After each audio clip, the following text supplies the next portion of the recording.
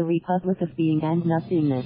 New York is all over but the shouting, of which there has been and will continue to be quite a lot, over the losses suffered by the anti-Duterte opposition, particularly grievous when it comes to the Senate, that until the midterm elections, was the only independent legislative body to serve as a check on Duterte's retrogressive agenda. A further slide into fascism is inevitable.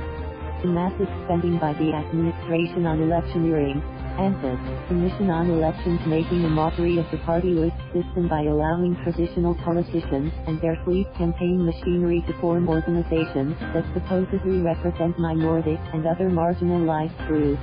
The traditional exercise in democracy was skillfully manipulated to further consolidate, ironically, a further diminution of democratic rights. This sent a nationwide outpouring of irate citizens onto the streets.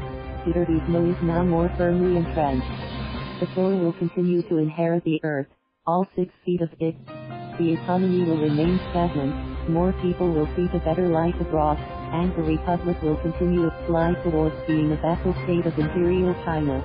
We gnash our teeth necessary to guard its exercises, but we also need to reflect on how do the various groups that form the multifaceted opposition learn from this setback. Will we need to wait, as in the Marcos era, more than a decade before the Dutertes are ousted from power? What's abundantly clear is the need for grassroots organizing, whether it's a small-scale social enterprise run by the workers primarily, the strengthening of workers' rights, funding scholarships for scores of deserving students, or the formation of citizen watchdog groups at the Durrani and municipal level. Sure, it's necessary to be active during the elections and campaign for progressive groups, but to only spring into action during the election season is to wait too long.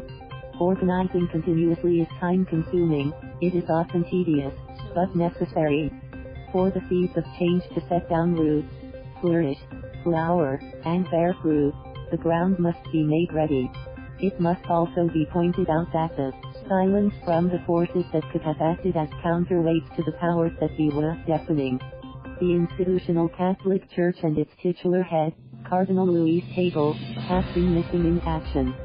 Beyond individual bishops who rose to the challenge of being responsible shepherds of their flocks, particularly in metropolitan districts with their heavy concentrations of the urban poor who have borne the brunt of the sanctioned extrajudicial killings, the Church has been remiss in guarding against the wealth. Many observers believe that Cardinal Hagel's tepid response is a sign that he wishes to be considered a successor to the current pope. If this were true, I would think he would take the opposite stance and use his position to condemn in no uncertain terms the use of state violence against his own citizenry. Hagel is no Martin Luther King Jr., he is no Bishop Tutu, he is no Archbishop Oscar Romero. Where to was the radical underground left? The refusal of the exiled founding chairman of the Communist Party of the Philippines Jose Maria Sison to condemn the government's permit in November of 2016 for the burial of the former dictator Ferdinand Marcos's corpse in the Libingan Mnaviani National Heroes Cemetery, meant he lost what little credibility, if any, he had left. Sison says he has no problem with the decision of Duterte to allow the burial of the late dictator Ferdinand Marcos, at the cemetery that has people buried there who in his view were traitors and enemies of the Filipino people. In his estimation, why should one more matter? Living in exile in the Netherlands since 1987, Sison stressed that Marcos will be buried there not as a hero but as a soldier, conveniently disregarding the fact that even as a soldier Marcos had notoriously falsified his record. The command that had resisted mightily and bloodily the tyrant, raising a formidable guerrilla army to do so, was now quietly acquiescing to his rehabilitation.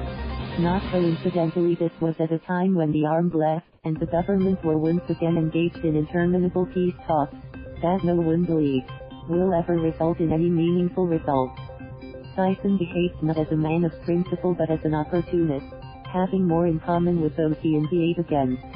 In this Game of Thrones, he and the left he represents were outmaneuvered by Duterte and his minions. Copyright LH Strange 2019. Thank you for watching. Please subscribe.